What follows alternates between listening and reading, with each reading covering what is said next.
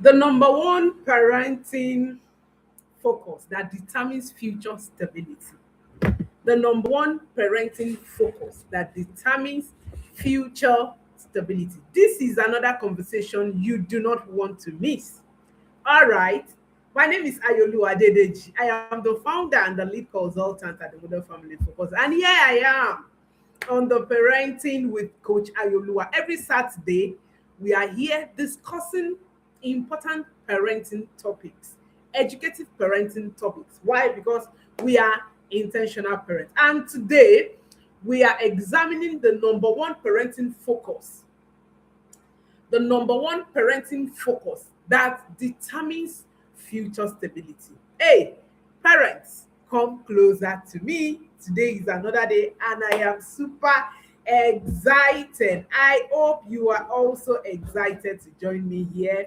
All right, I am excited. So, what if I told you that almost everything you are focusing right now as a parent, the grades, the extracurriculars, the manners, the performance, the discipline. What if I told you that those things, while they are important, they are not the primary factor that determines whether your child becomes a stable, resilient adult? Don't worry, I'm not here to give you application. No, I am here to tell you what you need to know as a parent. Your child's future stability is not built on report cards. It's not built on piano lessons. It is not built, it's not even guaranteed by strict discipline. It is built on one core focus. And today, I want to walk you through that focus with clarity, evidence, and practical strategy. That's what we are doing today. So that you live here knowing exactly what you prioritize. Sometimes it hits me so hard when I see parents focusing on the wrong thing. And like I do say, we do all these things out of love because we want our children to come out whole. We want to raise emotionally balanced children. We want to raise disciplined children. We want to raise children that will make us proud, right? I know. But most times, what I see is that the core skill that we need to achieve what we want to achieve. We know, almost all of us know what we want to achieve. Normally, if I ask you now in the comment section, what kind of children are you trying to raise? What do you want your children to become? How do you want your children to look when they grow up? You probably have something beautiful to tell me. I know. But one important thing that I've noticed is that most of us, we lack tools that we need to achieve the results that we want to achieve. So today, you are leaving this session, you will leave this class knowing exactly what you need to focus on as a parent. You know, I've spent years studying child development, attachment science, behavioral system, and purpose-focused parenting. Remember, I've even authored two books on parents, on purposeful parenting. If you have not read that book, oh my goodness, something is actually going wrong in your parenting. Trust me when I say so. If you have not read my book, Why Find Your Lost Purpose and Discipline Without Damage, honestly, all right, Sarah, I will do it. Thank you. Do you have any books rather than can recommend? Yes, of course. Our books are available in the description section. Check the description section on my YouTube channel. All our books are there on our online stores. Yes, you will get the link, or you can message me. You can message me, you can contact me, maybe through my WhatsApp or Facebook, or through you can drop your contact anyway. So the list of all our books are available on this description section of my channel. So I've worked with families across different social, economic, cultural, and even spiritual contexts. And I can tell you this, with confidence that hmm, the most stable adults, please listen to me, the most stable adults are not the most accomplished children. They are not. Let me say this again and I will explain myself. I said, the most stable adults are not the most accomplished children. They are the most emotionally secure children. Did you get that? If you get it, you can type it in the comment section. Let me say it again. I said that the most stable adults are not the most accomplished children. They are not. They are the most emotionally secured children. And this is what I mean. Stability in adulthood is rooted in emotional security in childhood. Did you get that? Stability in adulthood is rooted in emotional security in childhood. Meaning that if you are raising children now and your children are not emotionally secured, no matter the structure, no matter the tools, no matter the strategy you put in place, you are not going to raise a stable adult. You are not going to raise a stable adult. You are not. So, all the issues we see as adults in adulthood, maybe midlife crisis, identity crisis, uh, uh, uh, inability to manage emotions, and all of that, they didn't get there when we become adults. All those problems are rooted in our childhood. So if your goal is to raise a stable adult, start now. And that is why you shouldn't miss this show for any reason. Please, not because, of course, this is a free class. I know how much I can charge for all this that you are getting for free, but that's not the goal. That's not the goal. So if you want to raise a stable adult, you want your children to grow up becoming a stable adult, from now, you need to start working on those things that I'm going to discuss tonight. Are we together? If I were you, I will take all the distractions away. My phone, my gadget, everything, I will take them away. So everything we'll discuss today, we'll discuss boundaries, discipline, resilience, purpose. All of this flows from that foundation. What foundation? Emotional security. She have been screaming emotional intelligence, emotional stability, emotional this, emotional that. Hey, since Toretti talk show with Coach Ayelua on Facebook, I have been talking about it. In another session, I'm going to have a whole session, a whole class on raising emotionally intelligent children. So here is where we are going today. We're going to talk about excuse me, emotional safety as a foundation. We'll talk about consistent boundaries and structures. We'll talk about connection before correction. We'll talk about nurturing purpose and strength. We'll talk about modeling resilience. And we'll talk about the dangers of ignoring this focus. Stay close by. Nay, stay close by till the end of this session because I don't want you to miss anything whatsoever. So let's begin with the roots. Emotional safety as foundation. If you're here with me, can I see you in the comment section? Tell me hi, coach. Say hi, coach. Hi, let me see who is here with me and who is following me. All right. We are first talking about uh, emotional safety. All right. Thank you, my darling husband. All right. I see you. Thank you for always being here with us. Okay. So we are talking about emotional safety as a foundation. Emotional safety as a foundation. Stability. Listen. This is one session that you might even need to. I want to encourage you that you should even listen to this class after this live show because honestly I am loaded. I am loaded and I feel like discharging. Should I discharge? Okay. All right. Stability begins with safety. Stability begins with safety, but not just physical safety. The safety I'm talking about is not just the physical one. All right. Many homes provide food, we provide shelter, we provide education. We make sure our children are not lacking anything before they ask. We make everything available. Yet, those same homes may lack emotional safety.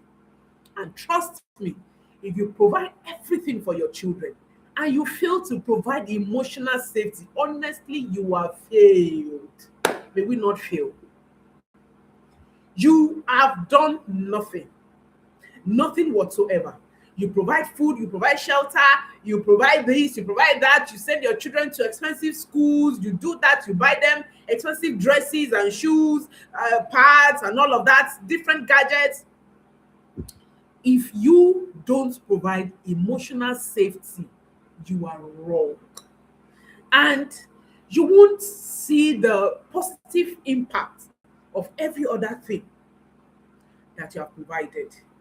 Physical safety answers one specific question, and the question is, am I protected? Am I protected? That is one question that physical safety answers. Am I protected?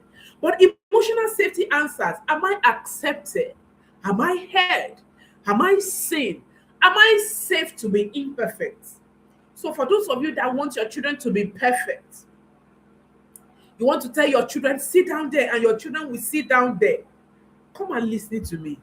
You are not providing emotional safety for your children. Yes, you are not. Because one of the ways you can provide emotional safety for your children is your ability to normalize imperfection. Imperfection. Allow your children to show their imperfection. The reason why some of our children, they pretend, they do something different when we are there, and when we are not there, they do another thing entirely. It's because we are not giving them space to be imperfect. To be imperfect. One of the things I usually tell our children when I'm correcting them, the first thing I usually tell them, most times, I will tell them, I don't expect you to be perfect, but I'm not going to tolerate this behavior from you. That is to give them avenue, to create the environment for them to make mistakes, to commit errors, so that they can learn. So that they can learn. So emotional safety answers, am I accepted here? Am I heard? Am I seen? Am I permitted? Am I safe to be imperfect? If your children, if your own can't answer these questions, there's something you are not doing correctly. And after this session, I want to encourage you that you need to start working on that. Honestly, if truly you want to raise children who grew up to become stable adults, children who are able to be in control of their emotions, children who are able to face life with resilience, with ability to tackle challenges, to face challenges, to fail, and to stand up again. One of our son, our baby, the baby of the house, is 3 years, going on for one of his daily affirmation that he says every morning is that I love challenges and I overcome them. That is to build resilience, that you can face challenges, you can start up, you can fail and start again. All right. So attachment research, particularly the work of John Bowlby and Mary Answorth, demonstrate that children who develop secure attachment early in life, the two authors, the two researchers, they authored a book, and I've read the book. If you have not read the book, honestly, I would strongly recommend that you read that book. It's about attachment theory. So they did a research, and the research shows that children who are able to develop secure attachment. Secure attachment is maybe one of these days I will have a session on secure attachment. You will know what exactly it means and how to achieve it. So children who develop secure attachment early in life show better stress regulation. They show better stress regulation.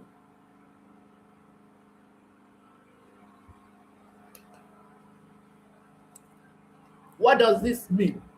They grow up to become adults who can regulate themselves,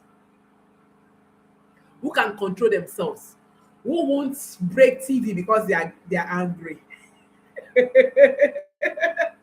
Shall we have some adults like that? Yes, I have handled someone like that. That when the person is angry, it will break things in the house. It will break things in the house. That is not a regulated adult. That is not a stable adult.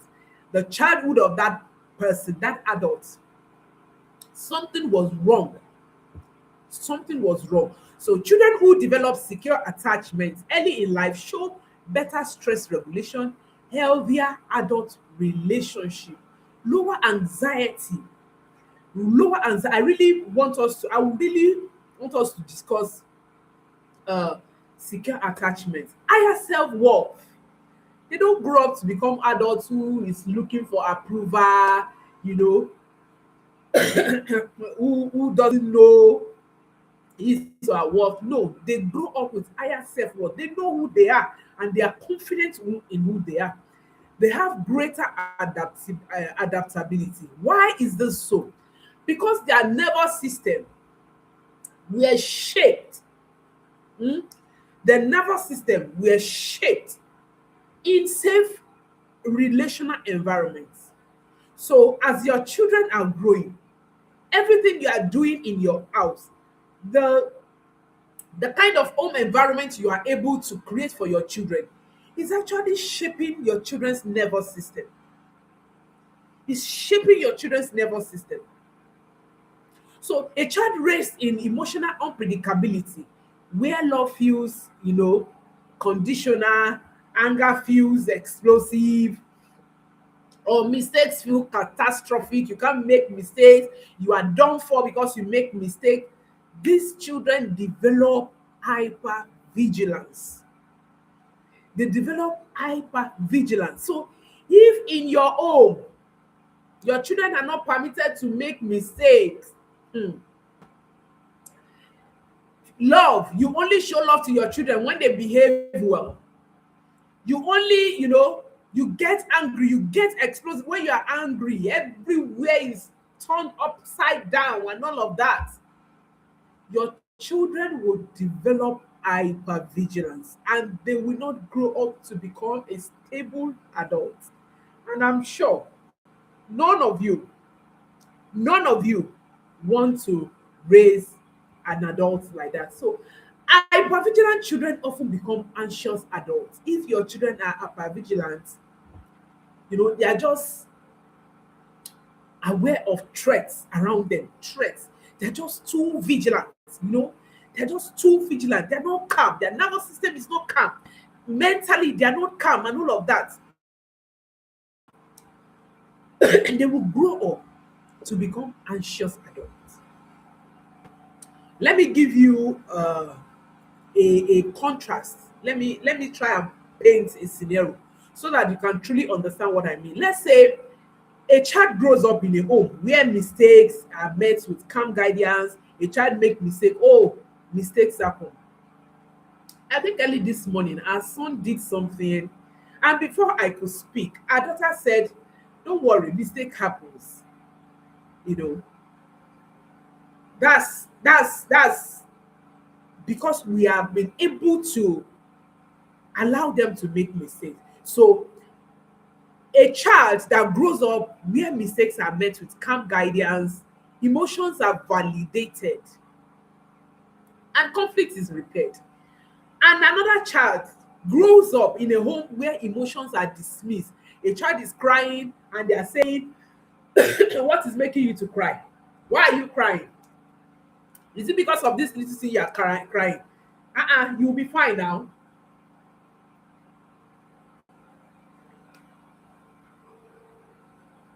Excuse me, my throat is getting dry, kind of.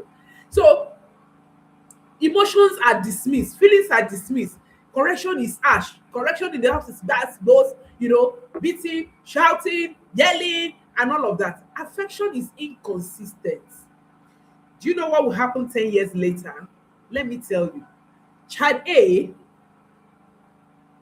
will be able to handle failure with resilience. Let me say it again. That child that grew up in a home where mistake is acceptable, where love is unconditional, where children are seen, feelings are validated, that child will grow up to be able to face failure with resilience. I do say this. If you have been following me on the Brain Talk Show, which I do on Facebook, I do say it. You see those people that take their life, that hate their life because they fail one exam or because they fail in one area. It's not actually because they fail. No, there are many people that failed. I think I shared an incident on this show last week. The problem is not because they failed. The problem is because there was a problem in their childhood. Their foundation was wrong. If a child fails the exam, that is not the end of life. So many people has failed the exam and they have come out of it. I said it last week. I failed 5 unit course in the university. If I didn't tell you now, how will you know? How will you know? You will not know. And child B, we interpret failure as identity collapse. So these are the children that when they are faced with little challenges, it will look as if, oh, I am worthless. I have failed. I can't do something better again. There's nothing good. No. The problem is actually not the problem that the child is facing. The problem is in that child's childhood. So can you see how and why we need to be intentional while raising our children? Same intelligence, but different emotional foundation. Same intelligence, but different emotional foundation. So emotional safety regulates the brain. When your child is safe emotionally, the brain is regulated. The brain is regulated. When children feel safe, their prefrontal cortex engages. The prefrontal cortex is the section of the brain that is responsible for learning, for emotional control, for impulse control, for decision making. For decision making.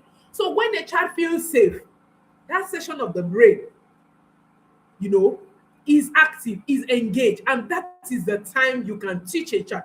And that's why I keep saying, that is why I keep saying that correcting your child using harsh discipline like beating, yelling, shouting, and all of that, they are not effective. You just think that they are effective. This session is not about that. Please don't miss this session. And share the link to this session to your friends, your neighbors, your children teacher, your church teacher, whoever that is co-parenting with you. Let them come and learn. And we talk about that. I think next week we are talking about discipline related. I'm addressing discipline next week. Please don't miss this session. And I will explain why beating, yelling, shouting, spanking, whatever thing you call, I will explain to you and you'll be able to understand why they are not working, why they are dangerous, why they are not effective parenting tools. You just think they are working. They are not. And I will tell you why. Don't let me digress. Let me face the business of this day. So I said, when children feel safe, their prefrontal cortex engages, is activated. Learning increases. They can learn. Emotional regulation improves. They can improve their emotions because that part of the brain is responsible for emotional regulation. So, but when children feel unsafe, what happens? The amygdala dominates. Amygdala is the brain threat center. Is the section of the brain that sends danger, threat to your children. This session shall want to take me away from today's discussion. No, I won't. I will keep it for another day. We'll talk about that another day. So when that section of the brain dominates, Children are either in flight, fight, or freeze mode. These responses develop automatically. And what happens?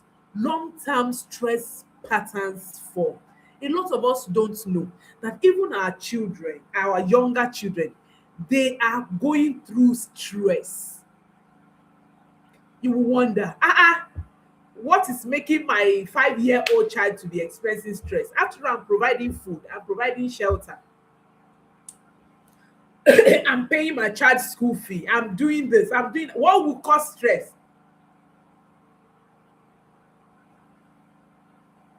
The way you discipline your children can put your children under stress perpetually, consistently.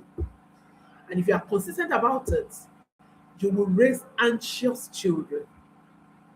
Anxious and chronic stress. Hey, discussion for another day.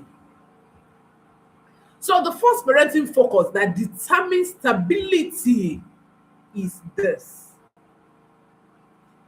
The first parenting focus that determines future stability of any child is this: emotionally safe environment.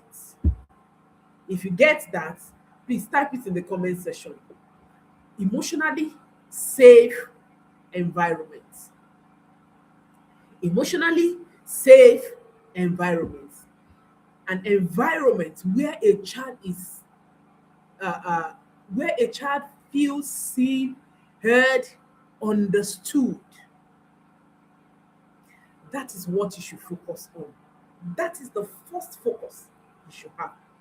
Like I said in the introduction, it's okay to provide food, it's okay to provide shelter, it's okay to, send your children to expensive schools. I'm not saying these are bad, I'm not saying you shouldn't do it.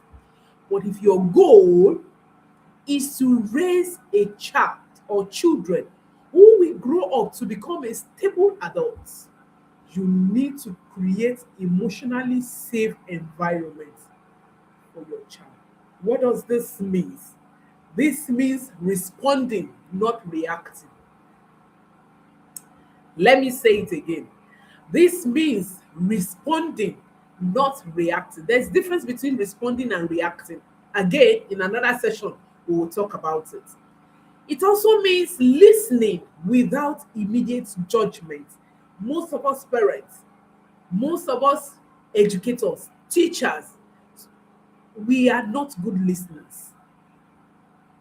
We are not good listeners. If you are not a good listener as a parent, you are not creating an emotionally safe environment for your child, meaning that your children or your child will not feel hurt, will not feel seen. Your child is talking, maybe something happened, and your child is trying to trying to explain him or herself, and you're like, hey, keep quiet. What do you have to? Mm-mm. No matter what, you allow your child to say all the nonsenses, all the rubbish, even if it doesn't make sense to you. Listen. Listen without judgment. It also means repairing after conflict. Some of us, because we are parents, we think we are the alpha and the omega in the house. Even when we are wrong, we are not ready to repair. Repair is a powerful tool in parenting. Like I do say, there's no perfect parent anyway. Even as parenting coach, as parenting experts, sometimes my emotions still get the better of me. But one thing we will always do is that we will repair. We will repair. So what does it also means to create emotionally safe environment for your children? It means making love unconditional. Making love unconditional. I know this can be hard. You are angry. Your children, maybe your children have spoiled something very expensive in the house, or your children have done something that really got you angry. At that point, it's very hard, to show love. But alas, is what you can do. If I can do it, you can do it. I have developed myself, I have worked on my emotions that even in my anger, when I'm trying to correct our children, I tell them, I love you. I love you dearly, but I'm not going to accept this. This behavior is not accepted here. This behavior is not who we are. Yes. So creating emotionally safe environment means making love unconditional. Whether your child behave well or your child still behave well, you profess love. You show love. Emotional safety is not softness. No. Don't think, coach is talking about creating emotional safety for our children. Does that mean we should now overlook everything they are doing, or we should just be permissive or not, and all of that? No, it is not softness. It is security. It is security. So let's go to point two: consistent boundaries and structures. Consistent boundaries and structure. Now, here is the paradox. Emotional safety without structure creates instability. Again, listen. Emotional safety without structure will still create instability, meaning that children need work, they need love, they need affection, but they also need walls.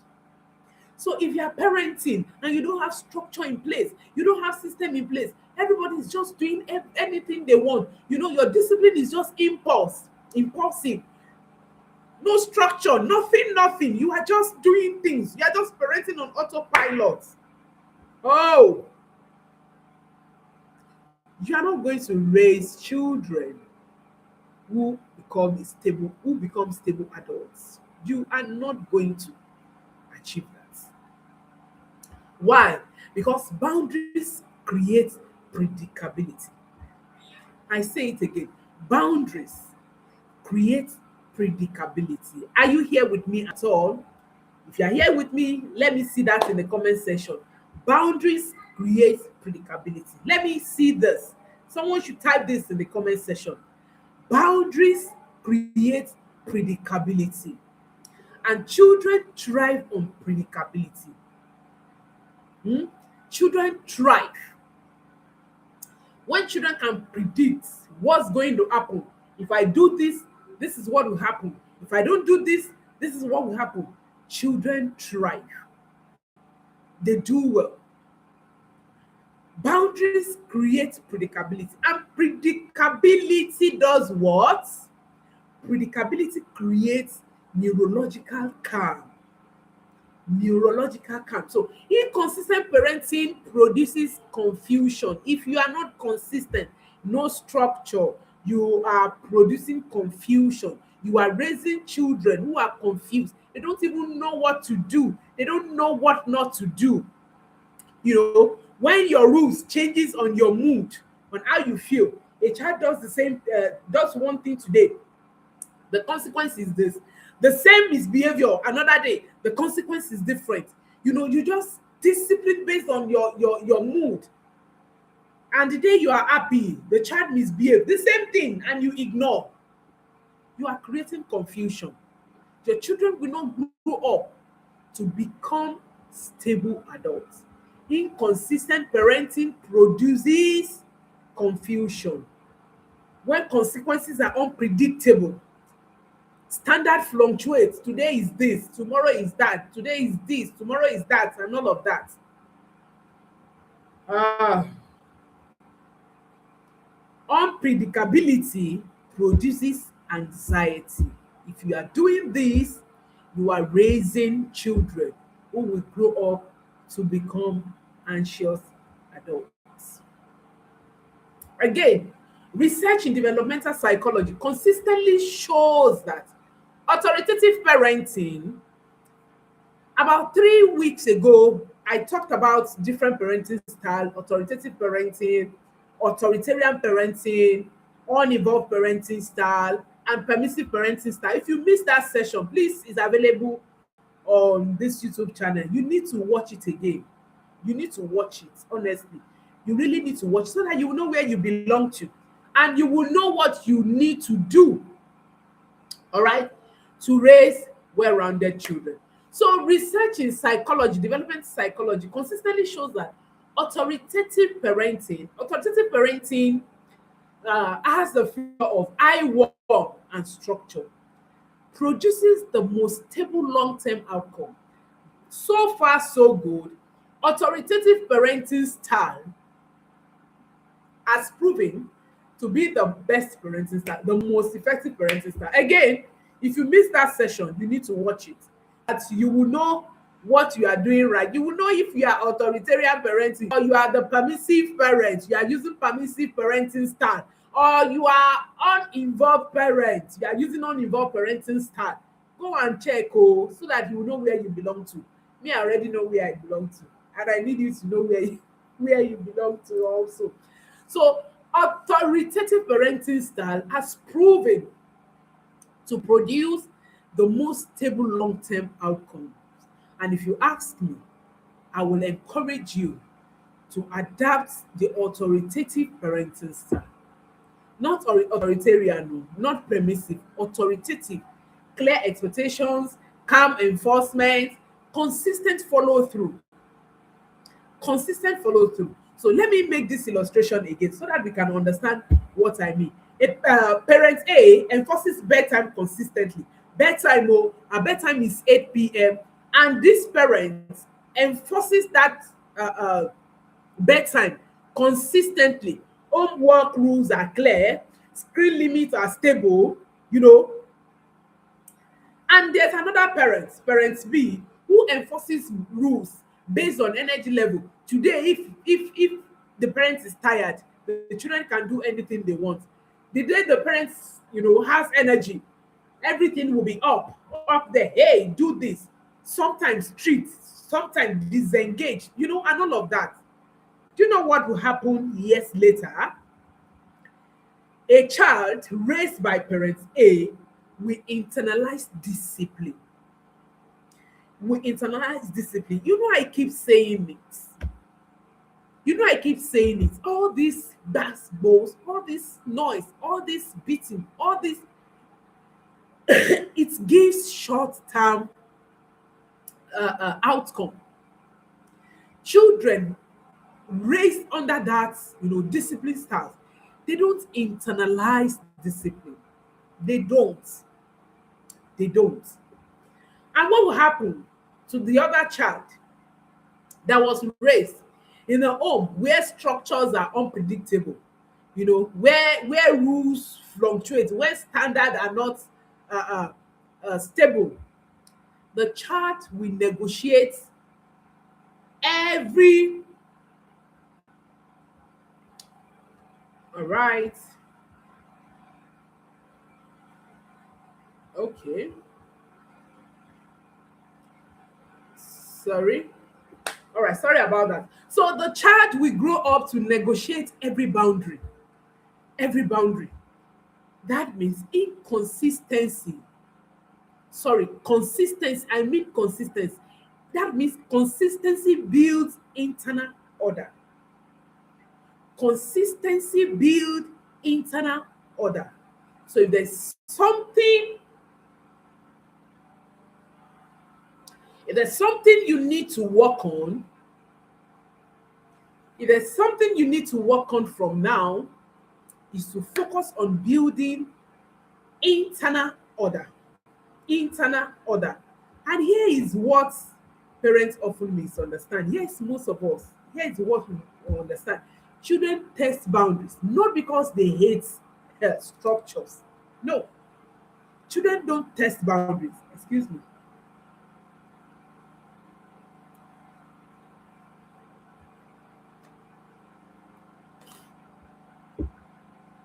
Children don't test boundaries because they hate structures.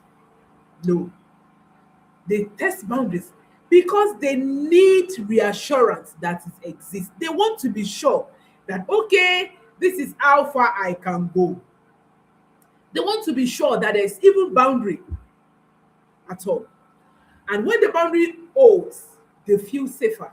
When they test and they now see, oh, there's boundary. Oh, this is how far I can go. Oh, my parents will not take this. Oh, my parents will not, tolerate this. They feel safer. They feel safer. Stability requires both emotional warmth and structural reliability. Let me say this again. Let me say this again. Is anybody with me on this call? All right. I said stability requires both emotional warmth, emotional warmth, and structural reliability. Structural reliability. If you're able to get these two things in place, congratulations. Now let's move on to the third point. Connection before correction. Connection before correction. Now let's talk about discipline. Hmm. Let's talk about discipline, but don't worry, we will have a whole session about discipline. And I think next week, just like I said, I think next week we'll be talking about discipline. Please, oh, don't come late to class. Come and invite someone, invite a parent, especially those that are co-parenting with you. If you are the mother, you are listening, ensure that your husband is here so that you can work together.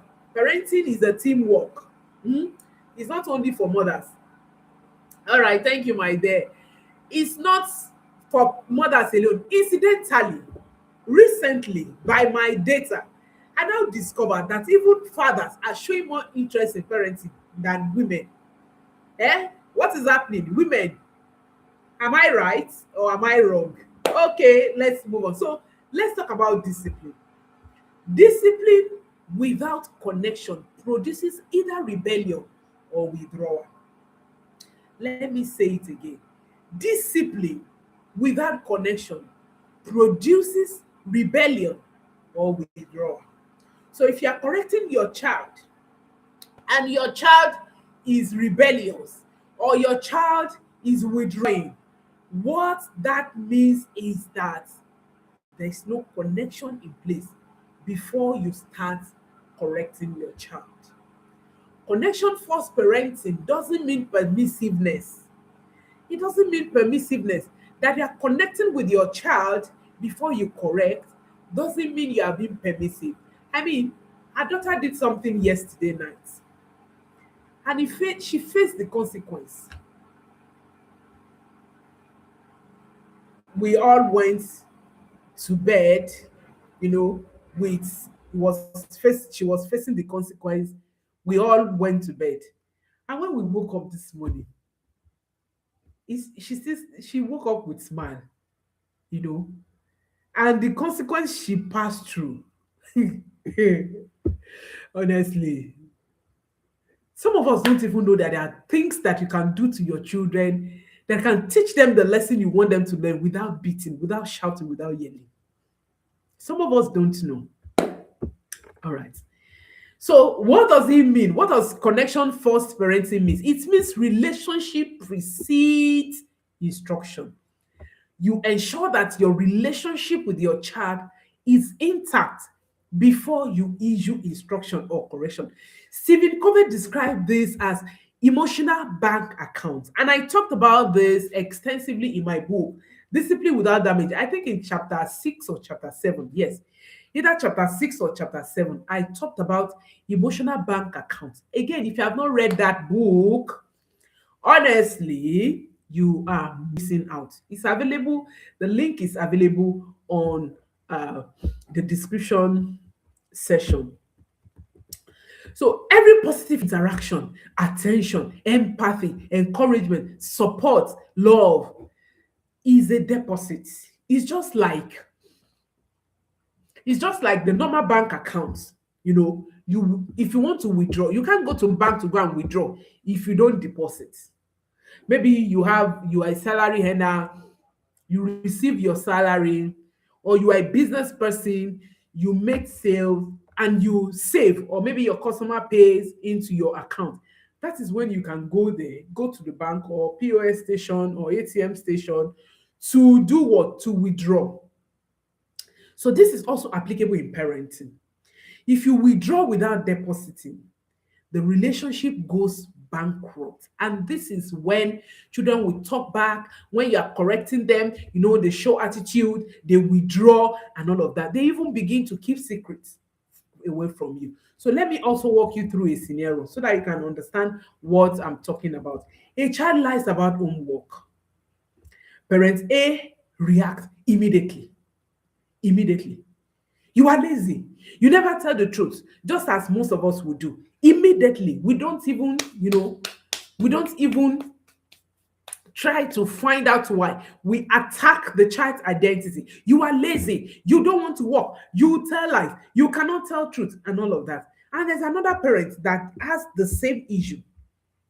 And the parents respond in this manner. Oh, I can see something made this hard for you. Can we talk about it? Hmm.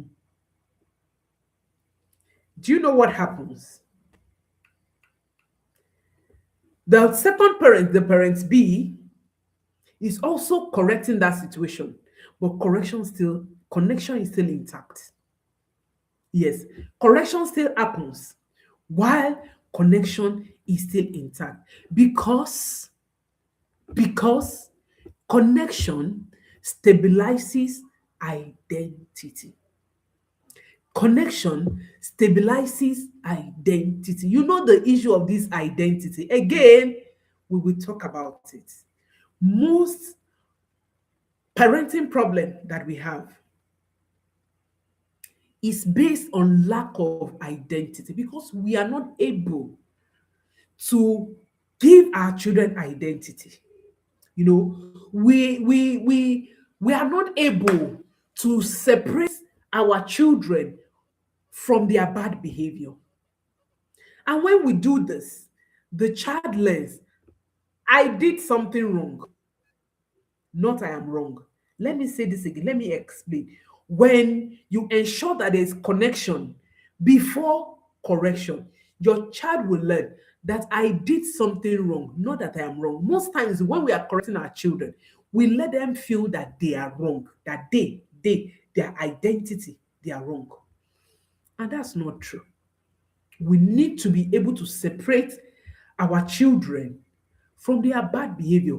I normally use this illustration when I'm teaching discipline, that your child is like a plant. You know, when you have a plant, your child is like a plant. The plant is growing, and the weeds are also growing with that plant. That is your child. So the weeds are the lies, the laziness, what we tag as laziness, the tantrums, the misbehaviors.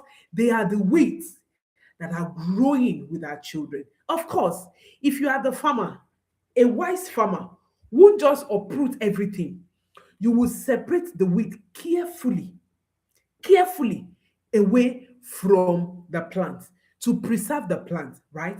That is our children in this context. So when your child is misbehaving, you separate your child from the misbehavior. And that is why I do say that our children are not their behavior. They are not. They are two different things. We need to separate them. So this distinction between I did something wrong and I am wrong, this distinction determines adult self-concept. When your children are able to internalize that I did something wrong, that not that I am wrong, as in my personality, my identity, not that my identity is wrong. I just made a wrong choice at that time. That distinction determines adult self-concept. I hope you understand this. I really hope you do. And when children feel safe, they are more receptive to correction. When they feel safe, they feel heard, children are more receptive to correction. When they feel attacked, they defend. Remember, I said it initially that when you are using harsh discipline, the prefrontal cortex of your child goes off, and the amygdala is activated. And amygdala is the brain threat center. So that discipline that you think you are giving to your children's brain is sensing it as threat. So they won't learn at that time. And what would they do? The other section of the brain will switch to either flight, freeze, or fight mode. They want to defend themselves. And that's what happens most time. Connection reduces defensiveness. Connection reduces defensiveness. And defensiveness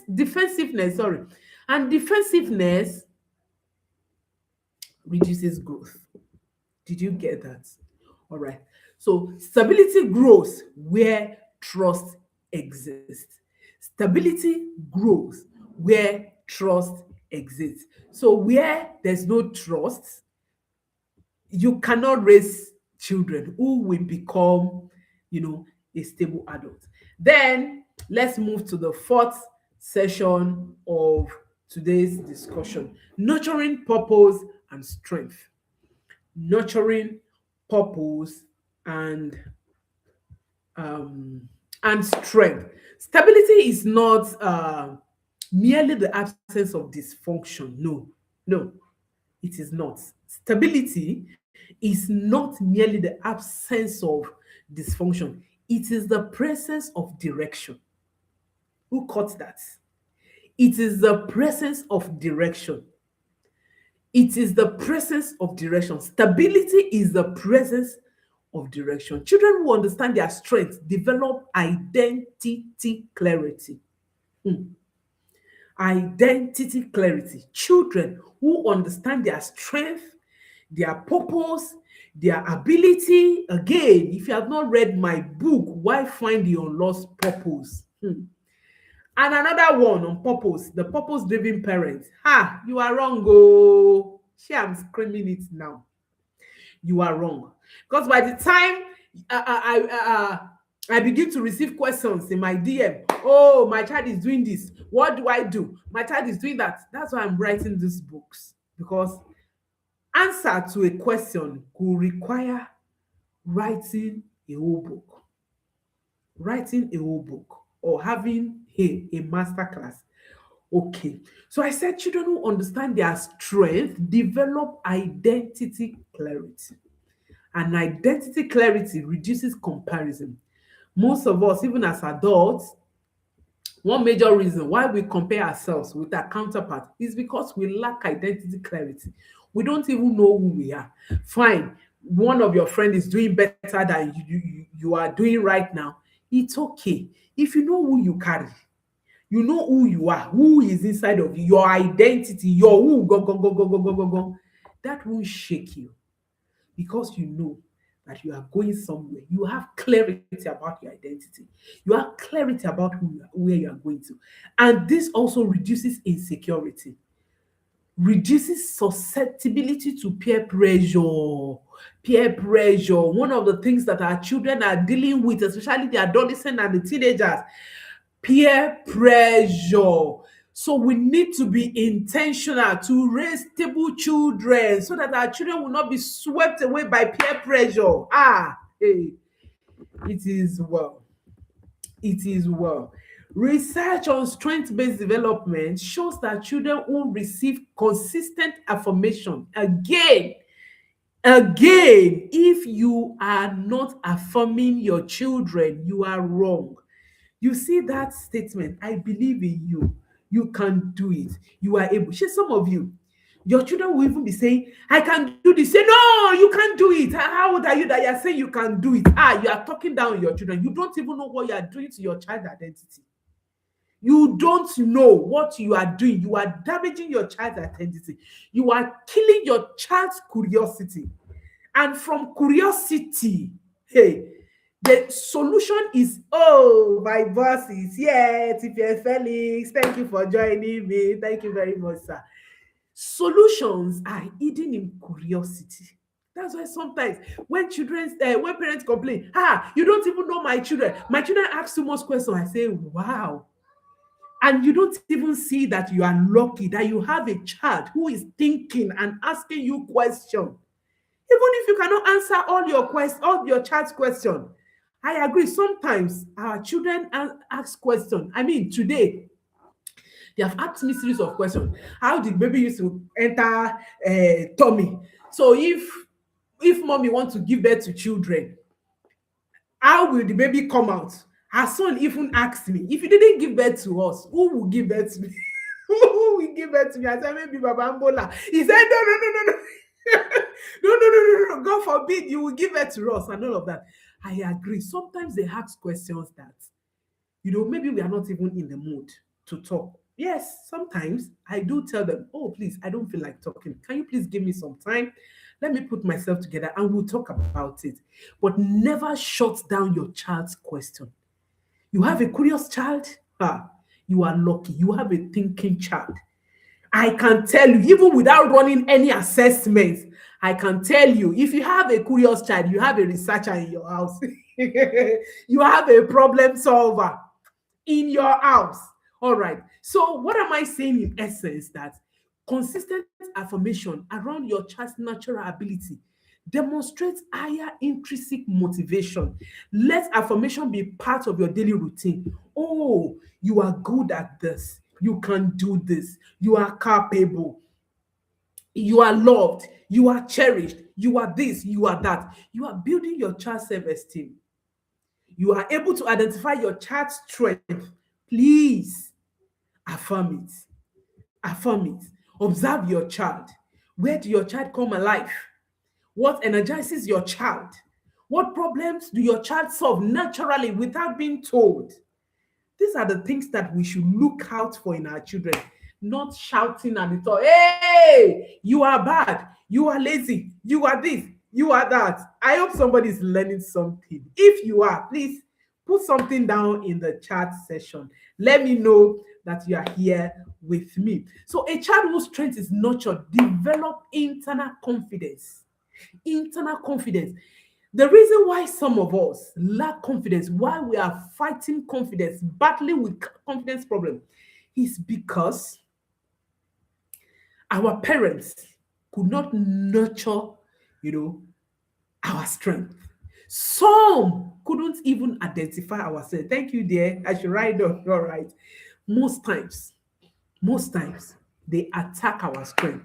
For instance, you have a talking child, a child that loves to talk, and that's the child's strength. That should tell you that this child has communication skill. You just need to teach that child what to say and what not to say. That child should be enrolled in a communication class as early as age 3, age 4. Instead of talking down that child, you talk too much. Hey, you don't even know that when adults are talking, children should not talk. Who said that? Who said that? Remember Jesus now. Jesus would say in the temple where adults are, and he would be teaching them. Jesus was 12 years old. Remember when they went to for the Passover feast and he stayed back in the temple. What was he doing? He was teaching the elders. And here we are. When you say, hey, keep quiet. When adults are talking, children don't talk. That's not true. Children can talk where adults are talking. We just need to teach them what to say and how to say what is it that they need to say. A child whose design is ignored may achieve externally but feel internally unstable.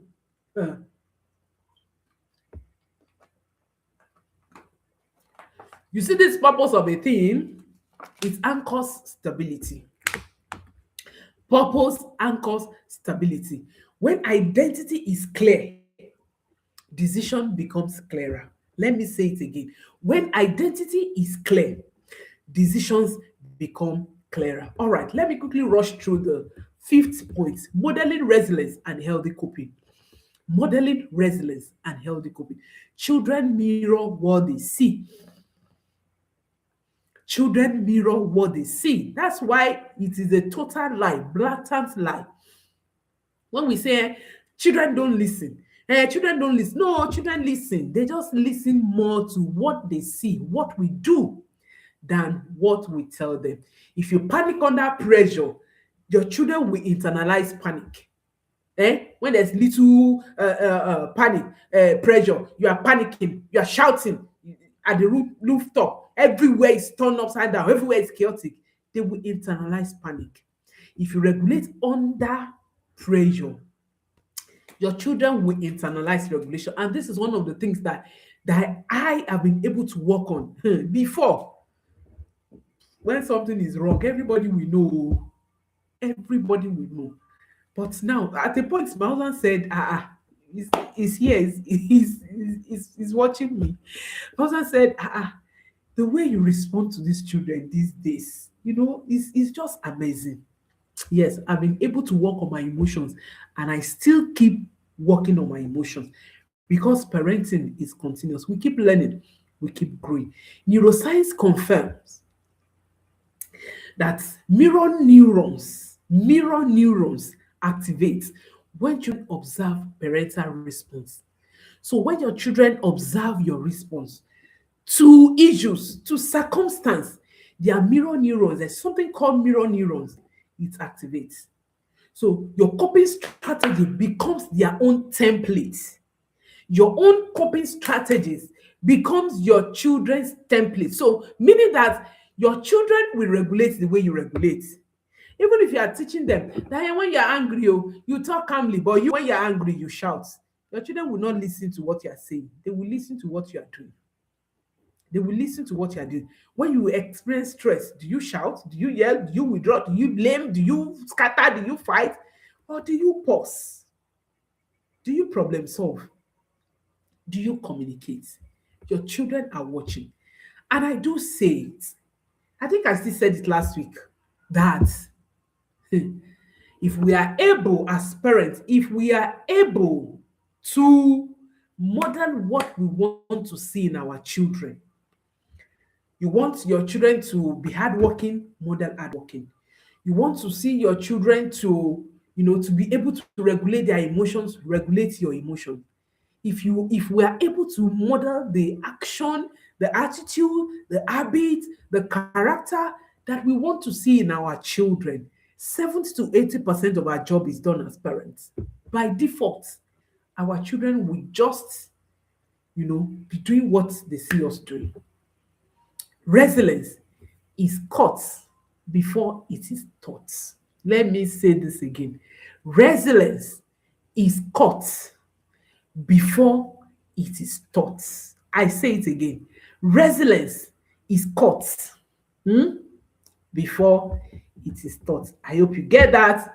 I really do. So you do not raise stable children by shielding them from hardship. No, that's not how to raise stable children. No.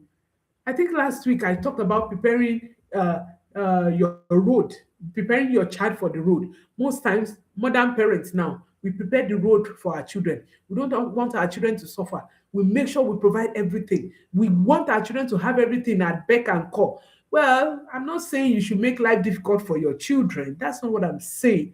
But if you want to raise stable children, children who will grow up to become stable adults, you don't shield them from hardship. No, you don't. There's something we call healthy hardship. You don't shield them from healthy hardship because you raise stable children by modeling healthy navigation through hardship. You raise stable children by modeling healthy navigation through hardship. Let them see you come from problem solving. Let them see you solving problem calmly. Let them see you apologizing when you are wrong. Parents, African parents, come. After all, I'm the father. After all, I'm the one that gave birth to you. No, sir. No, sir. No, ma. If you want to raise stable children, let them see you apologize when you are wrong. Let them see you regulate your emotions in an healthy way. Let them see you resolving conflict constructively. Constructively. All right. So, what are the dangers of neglecting this focus? The focus that we are talking about. When emotional and relational stability is neglected, long-term consequences emerge. And I will quickly tell you what will happen. So there was this longitudinal studies on adverse childhood experience. We call it ACEs. It shows correlation between emotional instability in childhood and higher rate of anxiety disorder, depression, substance misuse, relationship instability, chronic health condition. This is a big deal. Oh. It is a big deal. Emotional insecurity is not a phase. Emotional insecurity, it is not a phase. It becomes architecture. Did you get that? Children raised without emotional stability often struggle with attachment. I said this earlier, and I said it, and I promise you that in one of this session, I will talk about attachment, secure attachment, and all of that. So children who are raised without emotional stability, they often struggle with attachment, they fear abandonment, they overperform for validation, they collapse under stress. And many parents do not intend harm. I know that we love our children. We truly love our children, but we lack skill. We simply prioritize performance over security, and that is why our children are facing what we are facing. That is why some of us as adults, we are now fighting, we are fighting with confidence. We are having midlife identity crisis. We are trying to find our strength. It is actually not our fault. It is because our parents were not skilled. We usually think that parenting is intuitive. Once you have a child, you have become a parent. You can, once you are providing food, you are providing shelter. That is all that is required in parenting. No, that is not. That is not. It is because our children prioritize performance over security. They prioritize grades, just like some of us are doing right now. We prioritize grades over grounding, image over intimacy. Which one are you guilty of? Tell me. And you know what? It shows up years later, like it is showing up in some of us now. So, what is this number one parenting focus that determines future stability? Emotional security. Emotional security. Everything else, discipline, resilience, purpose, achievement must be built on that foundation. So, I want you to ask yourself now, does my child feel safe with me? Ask yourself. And if possible, you can ask your children, do you feel safe with me? Ask yourself, do my child trust my consistency? Again, ask yourself, do my children, do they experience connection inside correction? Do they experience connection inside correction? Ask yourself. Do they know their strength? Or even as a parent, are you able to identify your child's strength? If you are not, you need to start working on that now. You need to ask yourself, do they see you model resilience daily? If you focus on emotional security, you are not neglecting excellence. So you are not. You are building the only foundation upon which excellence can stand without collapsing. Without collapsing. Your child does not need a perfect parent. I keep saying it because that is it. Your child does not need perfect parent. You see all these perfectionism garments that we are wearing, that want to make some of us to kill our children because we want our children to be perfect. We also want to be perfect. We don't want people to see us and say, that woman, she can't control our child. You want to be perfect. Perfectionism syndrome. That's what I call it. Hmm? Your child does not need a perfect parent, not at all. Your child needs a predictable parent. Your child or your children, they don't need flawless home. No, they don't need perfect home. They need a safe home. And stability is not accident. It is architected. It is created. It is structured, it is built intentionally through emotional safety, consistent structure, relational connection, purposeful nurturing, and resilience modeling. And that architecture begins today. And if you want to learn more about parenting, join me once again next week, same time on this channel, Parenting with Coach Ayolua. If you have not subscribed to this YouTube channel, you are wrong. Go subscribe and also click the notification button so that you will get notification anytime I am live or anytime I upload new video. Every Wednesday by 7 p.m. you have something new to learn on my channel. And every Saturday by 7 p.m. again, we are here talking about parenting. Parenting is not intuitive, it is a learned skill. And that is why I have created this platform for parents like you who want to raise well rounded and balanced children. Is there anything you are leaving this session with?